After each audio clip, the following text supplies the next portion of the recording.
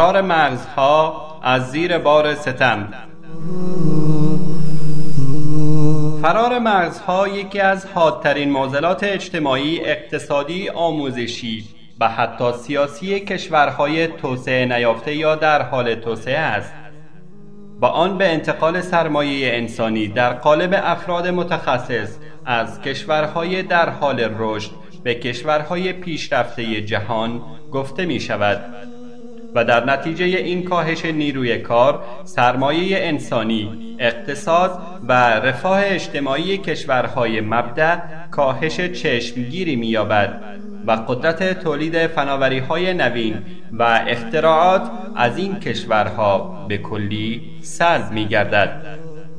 چرا که سرمایه انسانی یکی از پیش‌زمینه‌های توسعه همه‌جانبه است و کاهش سرمایه انسانی در کوتاه مدت اثر مستقیم بر تولید سرانه کشور دارد و در بلند مدت توانایی پیشرفت و اختراع و فناوری‌های کشور را مفلوج می‌سازد.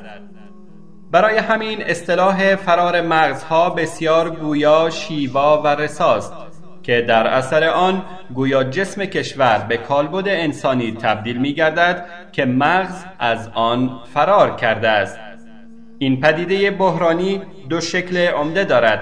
مورد اول دانشجویان ورزیده‌ای هستند که برای ادامه تحصیل با بورسه خارجی یا بورسیه کشوری به خارج اعزام می‌شوند و اقامت در کشور میزبان را بر بازگشت ترجیح می‌دهند و بنابر آمار از هر 96 دانشجوی اعزامی به خارج تنها 30 نفر از آنها به کشور باز می‌گردند. و در مورد دوم اساتید و پژوهشگران دانشگاهی یا فارغ تحصیلانی هستند که با هزینه و امکانات ملی تربیت شدند و برای یافتن فرصت‌های بهتر یا رهایی از فشار و قیدوبندهای داخلی از کشور خارج می‌شوند. صندوق بین‌المللی پول در گزارش سال 2009 میلادی خود اعلان کرده است جمهوری اسلامی ایران به لحاظ مهاجرت نخبگان در میان 91 کشور در حال توسعه یا توسعه نیافته جهان مقام نخست را دارد. در همین ارتباط خبرگزاری فرانسه طی گزارشی گفته است ایران که دارای یکی از کارآمدترین قشر جوانان در بین کشورهای خاورمیانه است، مرزهای خود را با سرعتی هشدار دهنده به خارج صادر می‌کند. گفتنی از صندوق بین‌المللی پول در گزارش خود تاکید کرده است که فرار 180,000 نیروی آموزش دیده به معنای خروج سالانه 50 میلیارد دلار ارز از کشور است. هفته‌نامه سازمان مدیریت و برنامه‌ریزی ایران سال گذشته نوشته است از 125 دانش آموز ایرانی که ظرف 3 سال گذشته در المپیادهای جهانی کسب رتبه کردند، 90 نفر آنها همکنون در آمریکا مشغول تحصیل هستند. ایران از نظر فرار مغزها در صدر کشورهای جهان قرار دارد. حدود 25% از کل ایرانیان تحصیل کرده همکنون در کشورهای توسعه یافته زندگی می‌کنند. طبق آمار صندوق بین‌المللی پول سالانه بین 150 تا 180 هزار نفر از ایرانیان تحصیل کرده برای خروج از ایران اقدام می‌کنند و ایران از نظر فرار مغزها در بین 91 کشور در حال توسعه و توسعه نیافته جهان مقام اول را از آن خود کرده است. خروج سالانه 150 تا 180 هزار ایرانی با تحصیلات عالی از این کشور معادل خروج 50 میلیارد دلار سرمایه سالیانه از این کشور است. خسارتی که حاصل از فرار مغزهای ایرانی به خارج از کشور می شود 10 میلیارد دلار در سال برآورد شده است. طبق آمار منتشر از سازمان‌ها و نهادهای دولتی مثل هفته‌نامه سازمان مدیریت و برنامه‌ریزی، 90 نفر از 125 دانش آموزی که در 3 سال گذشته در المپیادهای جهانی رتبه کسب کردند، همکنون در دانشگاه‌های آمریکا تحصیل می‌کنند و بسیاری از آنها هرگز به ایران جهت زندگی دائم باز نمی‌گردند. طبق آمار صندوق بین‌المللی پول همکنون بیش از 250,000 مهندس و پزشک ایرانی و بیش از 170,000 ایرانی با تحصیلات عالیه در آمریکا زندگی می‌کنند و طبق آمار رسمی اداره گذرنامه در سال 87 روزانه 15 کارشناس ارشد، 2 تا 3 دکترا و در مجموع 5475 نفر لیسانس از کشور مهاجرت کردند. گزارش صندوق بین‌المللی پول در ادامه افزوده است که بیش از 15% سرمایه‌های انسانی ایران به آمریکا و 25% به کشورهای عضو سازمان توسعه و همکاری اقتصادی اروپا مهاجرت می‌کنند. فرار مغزها بنا به انگیزه‌های دافعه در کشورهای در حال توسعه که برخی از آنها فردی و برخی ناشی از سیستم نظام حاکم و جامعه هست و بنا به عوامل جاذبه در کشورهای پیشرفته‌ای که همواره در جذب استعدادهای جهانی با همدیگر در رقابتن صورت می‌گیرد. البته جای تعجبی نباید باشد از اینکه رئیس جمهور غافلی در کشوری عقب مانده که تعدادی از وزیرانش با مدارک جعلی بر سر کار آمدند و خود نیز با مفکوره قرون وسطایی و با استفاده از قدرت‌های مافوق بشری و افسانه‌ای حکومت می‌کند، بر معضله فرار مغزها سرپوش گذاشته یا آن را به کلی انکار کند، در حالی که نخست وزیری کشوری توسعه یافته چون کانادا صراحتاً اعلام دارد که دولت ایران آنها را 25 سال پیشرفت داده است، چون باعث مهاجرت هزاران متخصص ایرانی به این کشور شده است.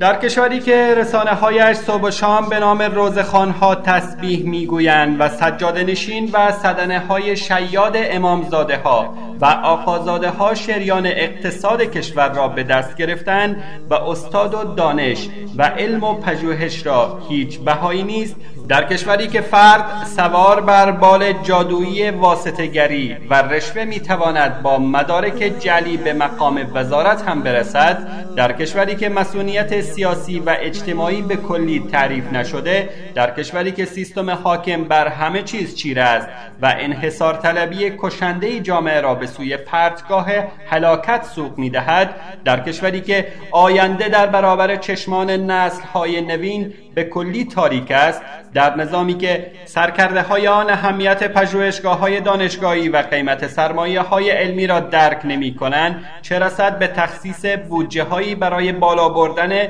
کارایی علمی و دانشگاهی و تخصصی یا ایجاد فضای تحقیقاتی پیشرفته و فرصت‌های شغلی در تخصصات گوناگون و در نظامی که محدودیت‌ها و فضای بحرانی و وحشت بر حوزه اساتید و محققان دانشگاهی اعمال می‌شود، چطور ممکن است عقل‌های ورزیده دوام بیاورند؟ صندوق بین‌المللی پول بیکاری، سطح پایین درآمد اساتید و نخبگان، نارسایی‌های مالی و اداری، کمبود امکانات تخصصی علمی و بی‌ثباتی سیاسی و اجتماعی را از جمله دلایل مهاجرت ایرانیان به خارج ذکر کردند. متاسفانه چیره‌دستان حاکم بر کشور ما بسیار ساده تر از آنند که دریابند در دنیای امروزی مفهوم سرمایه هر کشوری دیگر در ابعاد مادی آن مثل معادن و نفت خلاصه نمی شود، بلکه محققین، پژوهشگران و نخبگان به عنوان پشتوانه فکری، اجرایی و سرمایه ملی و از آن مهمتر شرط بقای نظام سیاسی آن کشور محسوب می شوند و بدین ترتیب فرار مغزها به همان اندازه که می تواند زنگ خطری برای کشور باشد، برای کشورهای جذب کننده این نخبگان سودآور و مؤثر می باشند. چرا که حداقل هزینه‌ای که یک کشور برای تربیت نیروی متخصص در تحصیلات تکمیلی متحمل می شود نزدیک به $500,000 است. اگر بر اساس این میزان هزینه‌های تحمیل شده بر کشور را محاسبه کنیم، طی مهاجرت نخبگان سالانه میلیاردها دلار از کشور خارج می شوند. البته ضعف شعور ملیگرایی ناشی از سیاست‌های انحصار طلبانه نظام حاکم، خفقان سیاسی و دستبند زدن به کلیه معانی آزادی، فردی و اجتماعی و زنجیر کشیدن بر آزادی‌های فکری، طبقه بندی جامعه به خودی و غیر خودی، تحقیر علم و پژوهش و بها دادن به اهرم خودی بودن، اوضاع ناآرام سیاسی، امنیتی، اجتماعی، اقتصادی، تقسیم ناعادلانه ثروت ملی، ضایع شدن پروژه‌های اجرایی در فضای فساد اداری و سرکوب اقلیت‌های قومی ایرانی و به حاشیه کشیدن اهل سنت که 1/3 نیروی انسانی کشور را تشکیل میدن نیز از جمله اسباب و علل فرار قدرت‌های سازنده کشور به کشورهای میزبانی که با سینه باز و لبی خندان و امکاناتی گشاده از آنها استقبال می‌کنند میباشد. گرچه کشور ما گوی رقابت را در پدیده بحرانی مهاجرت مغزها و عقلها از سایر کشورهای جهان رو بوده، بسیاری از کشورهای در حال توسعه جهان از این معضله آسیب دیدند و کشورهایی چون هند، چین، مالزی و ترکیه راهکارهایی برای کاهش چشمگیر آن اتخاذ کردند که شایسته است اندیشمندان ایرانی در این زمینه تحقیقاتی انجام داده آن را به جامعه آینده کشور که سایه ظلم و ستم و استبداد نظام فعلی در آن برچیده خواهد شد تقدیم دارند و در توسعه سطح آگاهی جامعه سهیم شوند. از جمله این راهکارها میتوان به نکات زیر اشاره کرد: ایجاد فضای آزاد رسانه‌ای و فکری، برچیدن محدودیت‌های آزادی‌های فردی، مدنی، سیاسی و اجتماعی، تقسیم عادلانه ثروت ملی، برقراری عدالت اجتماعی، بها دادن به قدرت‌های کاری و علمی، کنترل فساد اداری و رشوه و واسطه‌گری، افزایش امنیت شغلی، اصلاح نظام مدیریت، حفظ حریم مراکز آموزشی و دانشگاهی، اصلاح نظام آموزشی، ایجاد تسهیلات برای دانشمندان مقیم خارج از کشور، تقویت مراکز تحقیقاتی و پژوهشی و علمی دانشگاهی، برقراری ارتباط با دنیای علمی در سطح جهانی، ایجاد فرصت‌های مطالعاتی و شغلی، بالا بردن سطح درآمد اساتید و نخبگان، حمایت از ارگان‌های مدنی و بالا بردن سطح تاثیرگذاری آنها در جامعه، کاهش سیستماتیک انحصار طلبی نظام حاکم، تعریف دایره حقوق و مسئولیت‌های دولت، جدایی کامل نیروهای نظامی و امنیتی از سیستم جامعه و دولت، برابری و مساوات همه افراد جامعه در برابر قانون. چرا کشورهای توسعه طلب و پیشرفته آمریکا، انگلیس، کانادا، آلمان، استرالیا و فرانسه می توانند 90% از مهاجران متخصص کشور ما را جذب کنند و ما نمی توانیم فرزندان خود را در خانه‌هایشان خوشبخت سازیم و برایشان فضایی را ایجاد کنیم که فرار را برقرار ترجیح ندهند؟ از فطرت خدادادی هر فرد است که میهن و زادگاهش را دوست دارد. قریب به اتفاق نیروهای متخصص و سرمایه‌های علمی ایرانی خارج از کشور، اگر تنها فضایی از آزادی و امنیت جانی و اجتماعی یا کمتر از 1/100 امکاناتی که در جهان دیگر دارند را در کشور خود بیابند، با کمال میل به میهن باز خواهند گشت و در ساختار آینده آن و بالا بردن سطح آن به درجه رقابت با کشورهای پیشرفته جهان سهیم خواهند شد.